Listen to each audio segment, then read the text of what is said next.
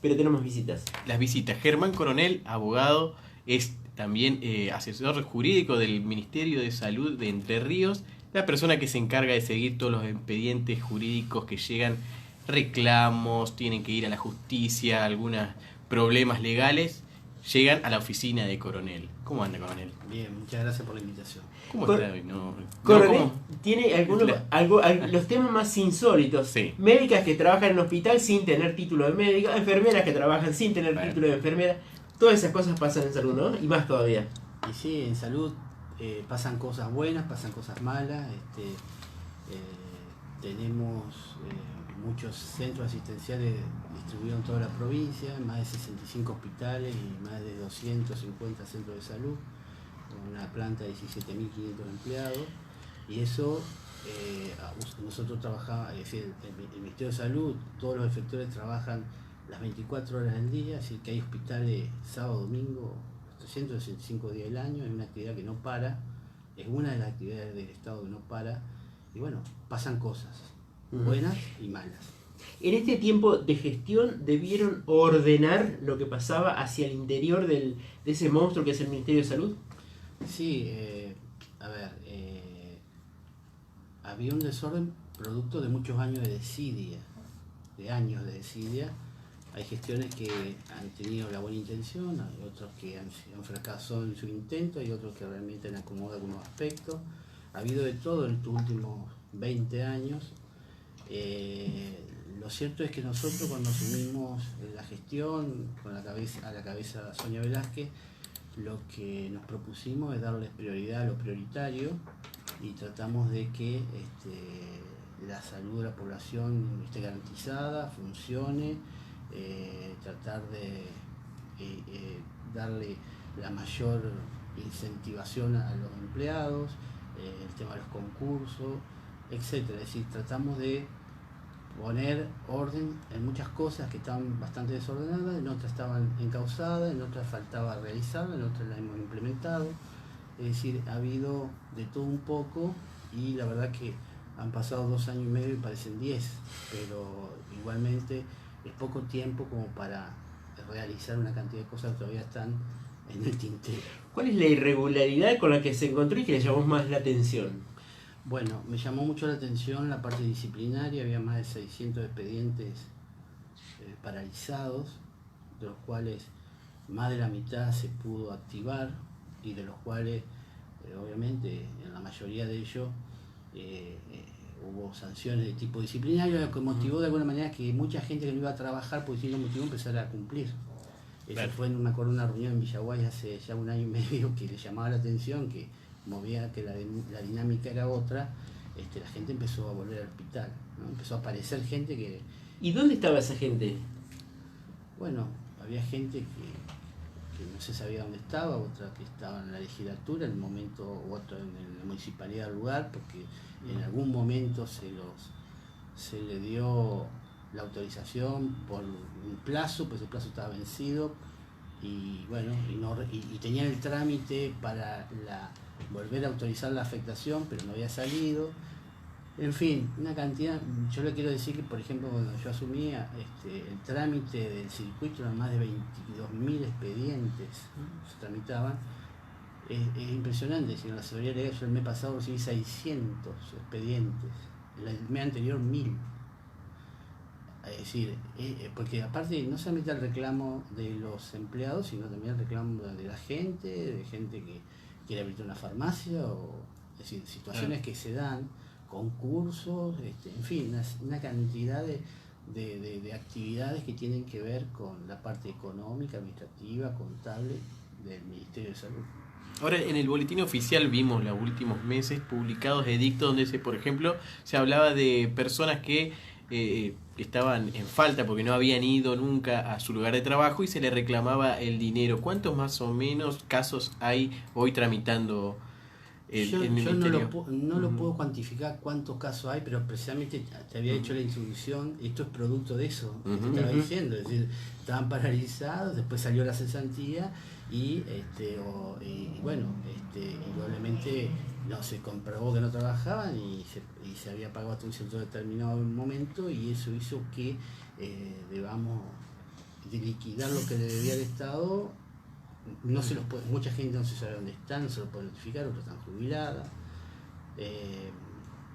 En sí, por ahí hemos visto situaciones donde el expediente se ha perdido, aparece, es decir, que uno no tiene idea que existe, que luego aparece en el circuito, pero cuando aparece ya está prescrito. Es decir, ¿Cuál es el mecanismo? Juan Pérez cobró indebidamente durante 6 meses, un año sueldo. La investigación termina que fue irregular. ¿Qué mecanismos hay para que reintegre el Estado? El problema no es cuando está en actividad, porque cuando está en actividad uno le hace un plan de devolución y se va descontando del sueldo. ¿Sí? Ese no es el problema. Uno en ese sentido lo puede hacer. El problema es cuando está jubilado o ha sido cesanteado. Entonces, el procedimiento administrativo es determinar esta situación y darle vista a la Fiscalía de Estado para que la Fiscalía de Estado sea quien, como tiene la representación judicial del Estado, ¿no es cierto?, demande el nombre de la provincia, pero obviamente que hay que proporcionarle el expediente terminado.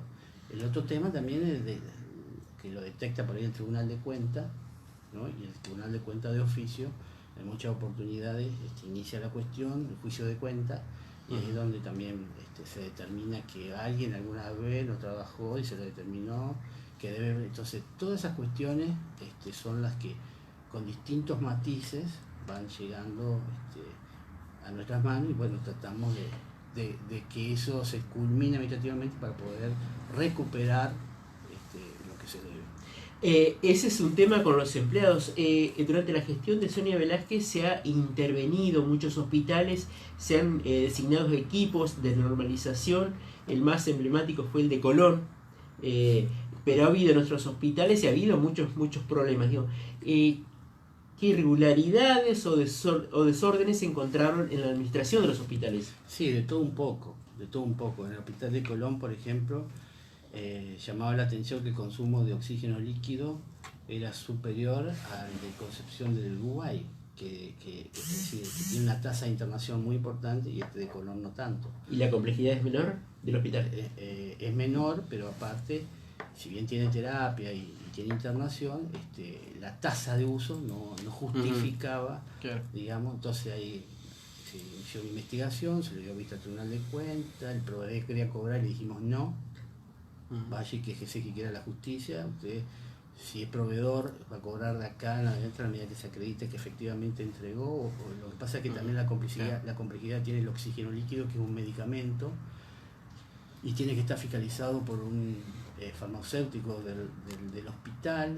Venían y cargaban a cualquier hora, si cae a las 3 de la mañana y carga, y no se sabe quién recibió, quién firmó la factura. Es decir, ¿y descubrieron por qué había más consumo ahí?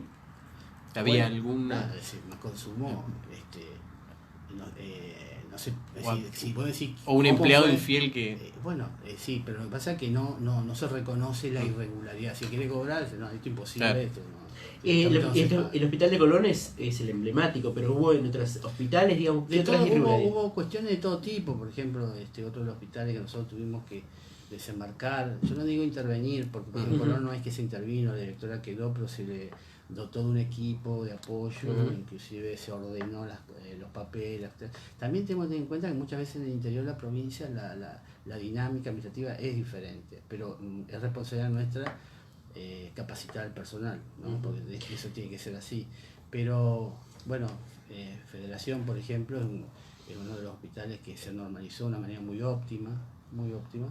Costó hacerlo, pero bueno, lo logramos. Y bueno, y así una serie de efectores que de a poco y de distintas modalidades lo hemos puesto en órbita. Ahora, había una operatoria que ustedes pudieron desentrañar en el Ministerio de Salud. Siempre existió una sospecha respecto de que se armaban las licitaciones y que había un sistema de corrupción en las compras y en las designaciones también de los directores de hospitales. Y bueno, eso de la sospecha, no sé, la verdad que no lo puedo decir, porque si lo supiera actuaríamos, como hemos actuado en un montón de casos. Le hago otra pregunta respecto de esto. El Ministerio de Salud tuvo que actuar en el caso de una empleada que estaba designada en el nivel central y que en realidad cumplía funciones en el gremio UPCN. Ahí ustedes le iniciaron una actuación, la obligaron a devolver el dinero que había cobrado indebidamente, pero ella siguió accionando. ¿Ese caso cómo terminó? No, creo que no, no me acuerdo bien, pero creo que no terminó porque ella recurrió la resolución y eso debe estar tramitándose, porque también ¿En es la cierto. justicia? No, es administrativo, porque no nos olvidemos que todo el mundo tiene derecho a defensa. Sí. ¿No? Claro. Y bueno, hay situaciones inclusive que han llegado a la cesantía de forma injusta, porque la desprolijidad la ha cometido muchas veces la administración y no le ha sacado a tiempo, por ejemplo, un decreto, una resolución de algo que ya venía, porque viste que los empleados, por ejemplo, hay empleados que hace 25 años, que son de salud, que hace 25 años están en casa de gobierno. Entonces, todos los años inician el trámite. A ver, no le salió una vez el trámite, bueno, puede decir, no vi, ya hace 25 años que Claro. están en casa de gobierno, si conozco un caso. Entonces, todas esas situaciones se atienden y en esto hay que ser muy prolijos, muy cuidadosos, porque si no, estaríamos nosotros mismos violando el Estado de Derecho. Así hay que darle a todo el mundo la posibilidad de que haga su descargo, que haga su defensa, y que aclare su situación. Coronel, ahí lo veo con algunos documentos que vino. Justamente le preguntábamos anteriormente sobre 2 casos que están en la justicia, que está investigando, por ejemplo, una médica trucha que estuvo en el hospital de San José entre marzo y agosto de 2018, que la está buscando la justicia. Hace poquito hablábamos Es con... increíble que alguien la pueda fiscal. empezar a trabajar en un hospital, no es el primer caso, en un Claro. hospital sin tener título habilitante de médico, o al menos, bueno, ocurrió con el director del hospital de Santa Elena que no tenía su título de anestesista. No, pero es otro tema, está porque el de homologado. Santa Elena es un médico que tenía título de especialista en anestesiología, que él lo había obtenido en Brasil, pero que no lo había administrativamente Claro, homologado acá en la claro. provincia. Luego pidió el tribunal y así logró ser hoy creo Claro. que tiene el título de anestesista. Por eso, más allá de la mala praxis de cual está acusado en la justicia provincial. Sí, ¿no? Claro. Este tema que ustedes dicen, lo tengo que decir, porque es una cuestión pública, es decir, nosotros hemos iniciado de oficio un expediente y vamos a iniciar una información sumaria para determinar responsabilidad en este caso. Pero en términos genéricos, uno se pregunta cómo es posible que una persona logre matricularse o estar trabajando de médico, de enfermera, si en realidad Claro. no lo era. Bueno, lo que pasa es que también muchas veces tienen instrumentos apócrifos Claro. que parecen verdaderos, o que efectivamente parecen verdad, que me imagino, ¿no? Porque Sí, si no entiendo cómo se pueden por ahí pasar cosas de estas. Y en el caso de Federación, ¿qué pasó? Mira, en el caso de Federación está en plena investigación. Eso yo no, si te diría, estaría revelando algunas cuestiones que de pronto hasta que no hagamos la resolución estaría adelantando cosas que podrían anticipar otras. Lo que sí amerita una información sumaria para investigar concretamente qué lo pasó, para llamar testigos, eso lo hace la Fiscalía de Estado. Pero el tema de los títulos es un tema muy importante porque hay que tener mucha rigidez al momento de poder determinar la validez de los mismos. Nosotros, por ejemplo, con el tema de los venezolanos, se nos presentó una crisis muy importante en materia sanitaria.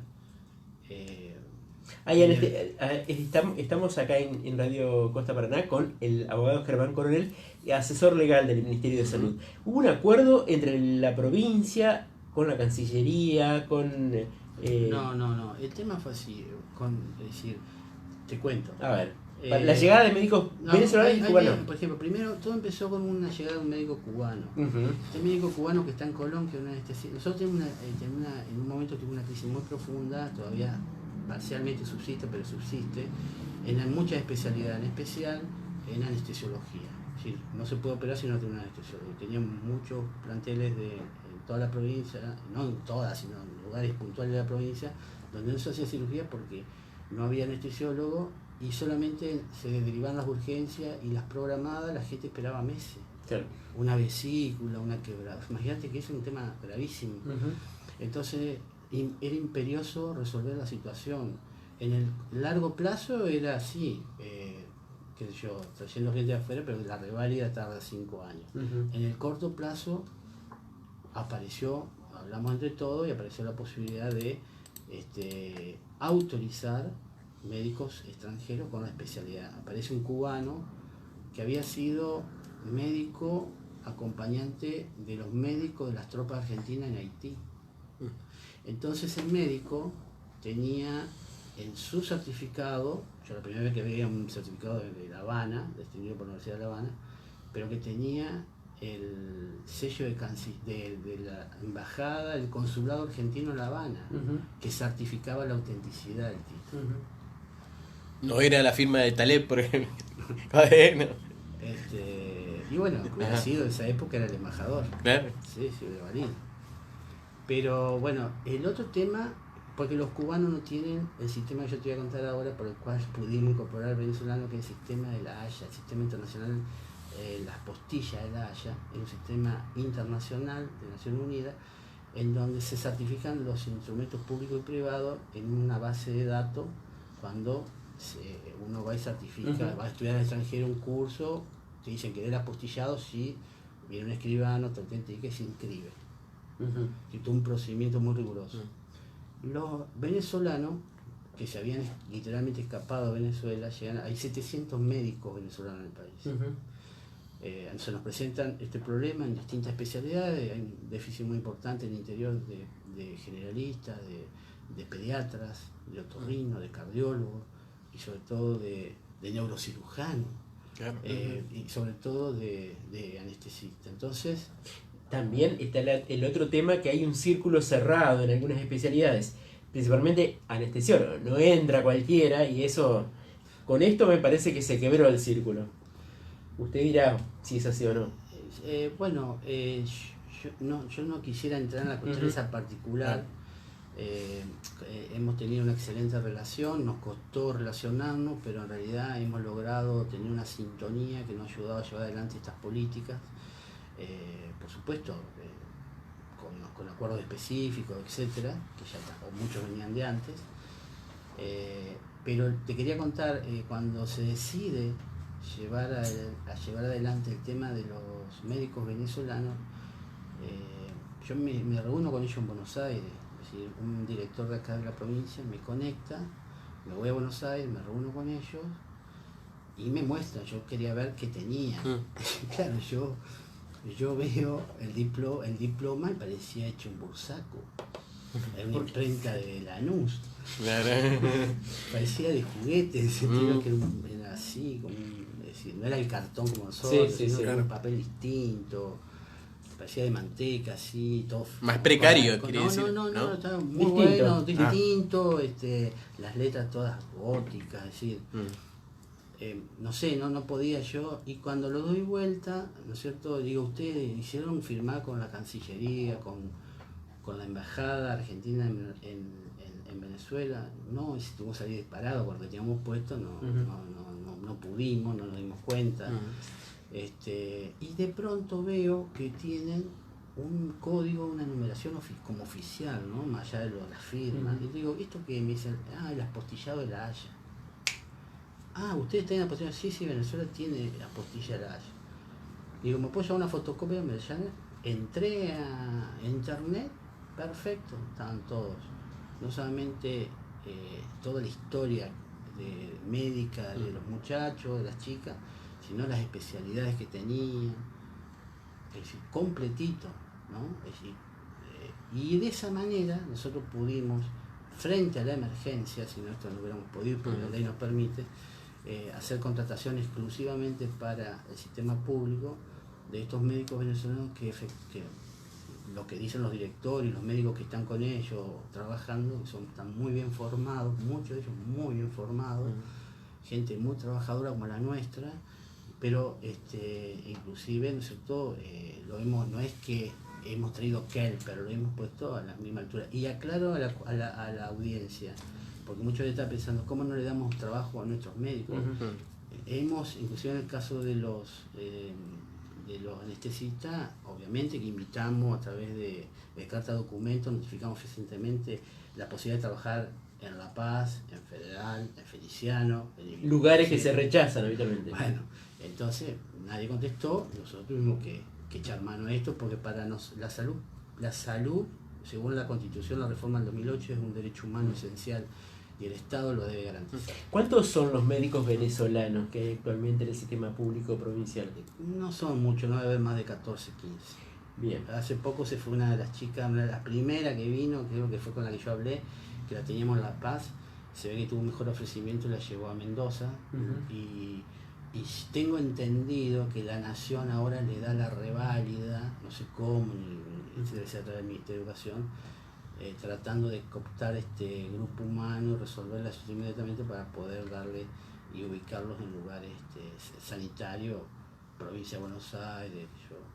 ¿La mayoría son anestesiólogos? No, en anestesiólogos hay unos 20, hay neurocirujanos unos 15, trabajando de taxista o de ayudante terapéutico. Había pediatras, había muchas parejas, un traumatólogo y la chica, por ejemplo, me acuerdo de una pareja que vive en Rosario, pero que pudimos resolver el problema de anestesiología en Nogoyá.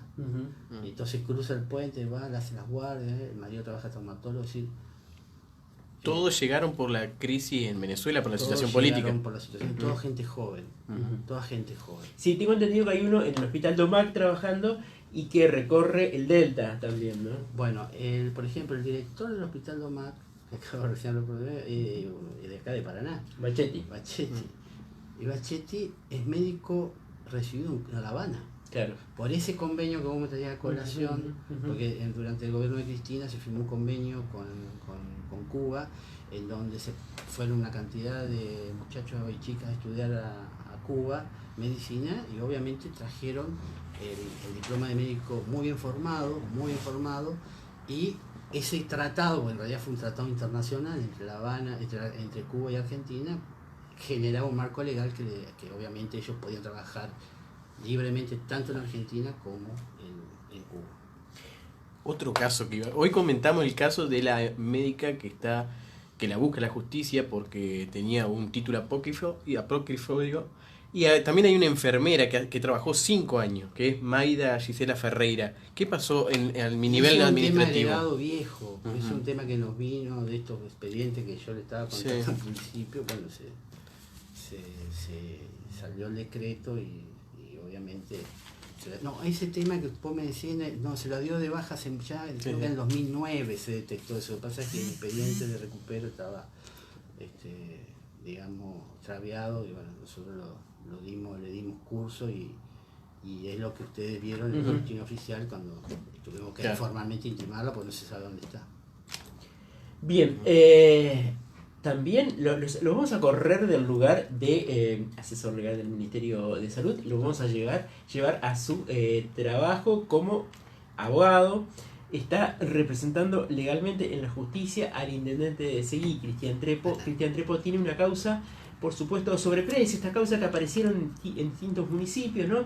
La Roque, Santa Elena, es bastante escandaloso el de Santa Elena porque son los dos concuñados que están peleándose uno con otro, y el de Trepo, el actual intendente de Seguí, Cristian Trepo. ¿Cuál es la situación procesal del intendente? ¿Cómo está esta causa? No, la situación procesal de Trepo es que está imputado por el delito de peculado. En estos momentos lleva más de 2 años y medio la causa en la cuestión preliminar. Yo he solicitado un sobreseimiento por una cuestión técnica que tiene que ver con la falta de pruebas aparte y con la tipicidad del delito que se le imputa, porque lo que la gente no sabe de este tema, que es un tema, a mí me sorprendió porque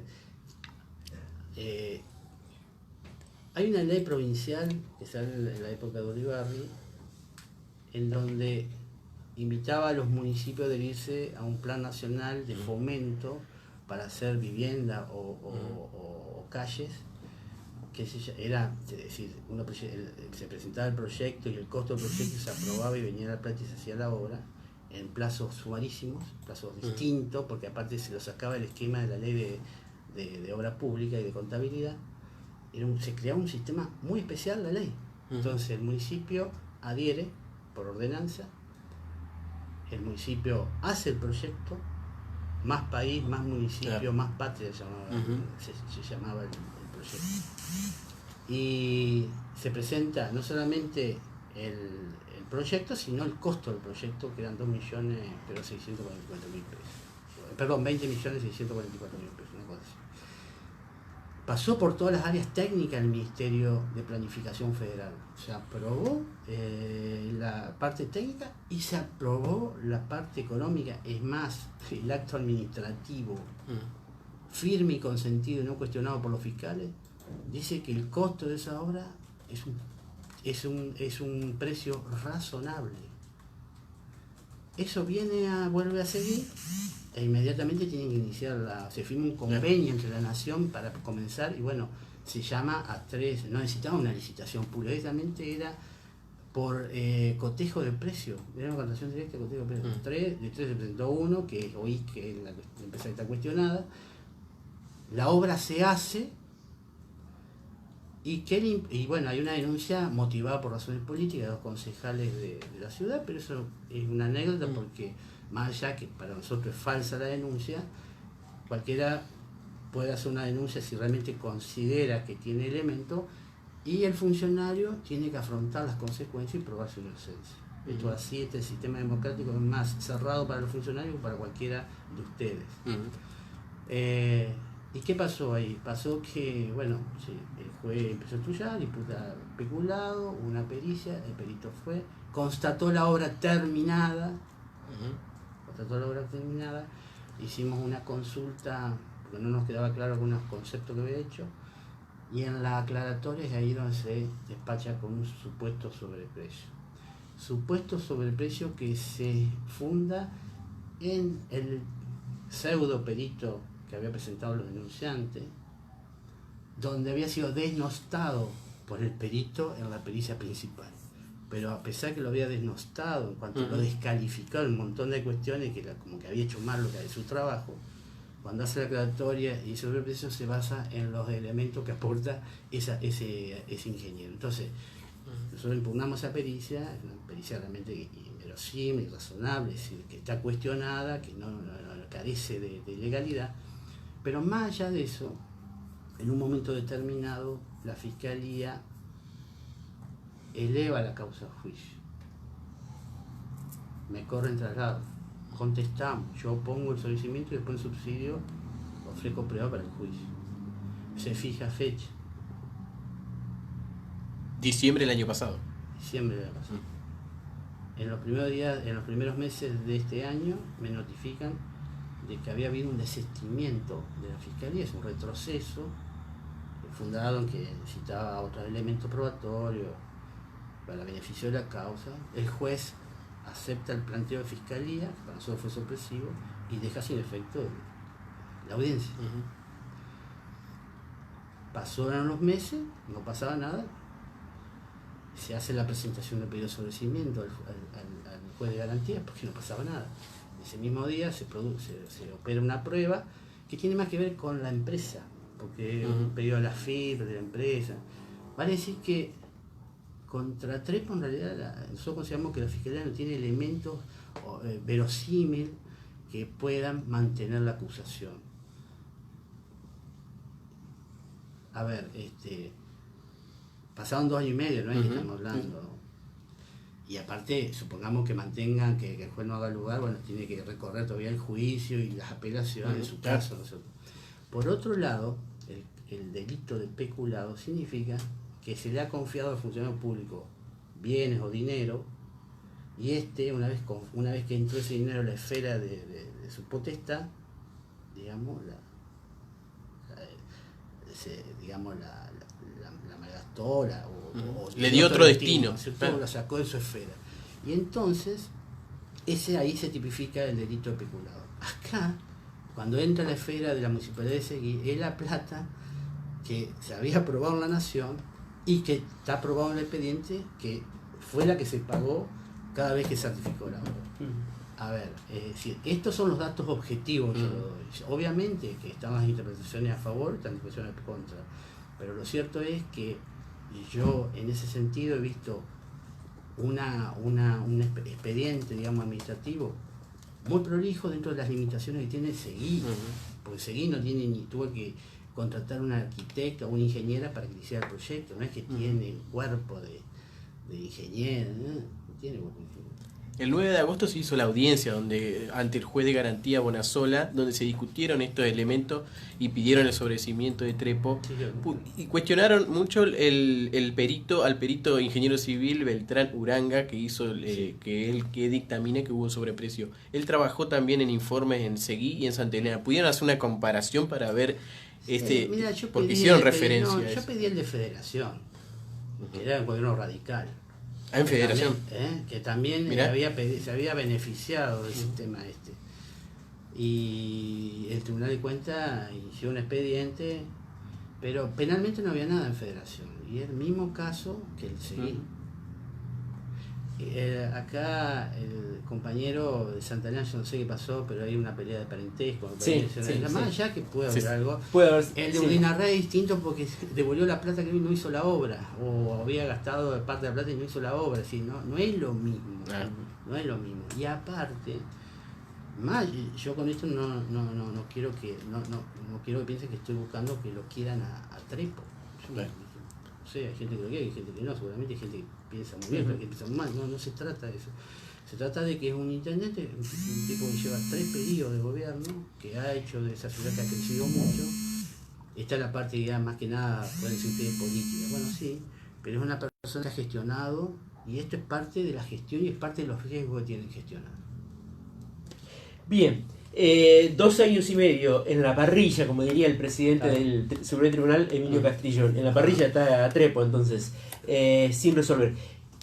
Le agradecemos al doctor Germán Coronel que se haya acercado a los estudios de Radio Costa Paraná para hablar de lo que pasa en el andamiaje interno de la cuestión legal del Ministerio de Salud y también en su rol de abogado defensor del intendente de Seguí, acusado por el delito de peculado, y que todavía sin resolver la causa de Cristian Trepo. Bueno, espera que se resuelva, ¿no? Porque lo que le interesa a Trepo también es desligarse de esta investigación, porque a nadie le gusta estar... Aparte, vamos a ser sinceros, bueno, se le quería hacer un daño, y sí, se le hizo un daño político a Trepo. Quedó fuera de todo, es decir, políticamente no podía él remontar una candidatura, que no podía ser intendente, pero otra candidatura, porque lamentablemente hay estándares que exige la sociedad y especialmente no tener el tipo de este problema. A ver, la misma denunciante es la que lo denunció, que le tiró el auto, ¿te acuerdas? Yo probé, porque justo había un domo en la esquina y la verdad que no había hecho nada, Trepo. Entonces, hicieron una denuncia sobre eso por falsa denuncia. ¿Qué pasó? Y bueno, yo denuncia, es una falsa denuncia y es una cuestión como es menor, pero acá lo importante es que quedó acreditado la mendacidad de la denuncia, lo cual también habla a las claras de cómo puede ser la denuncia del otro tema. Gracias, Coronel, por esta visita a Radio Costa Paraná. Gracias a ustedes. Estamos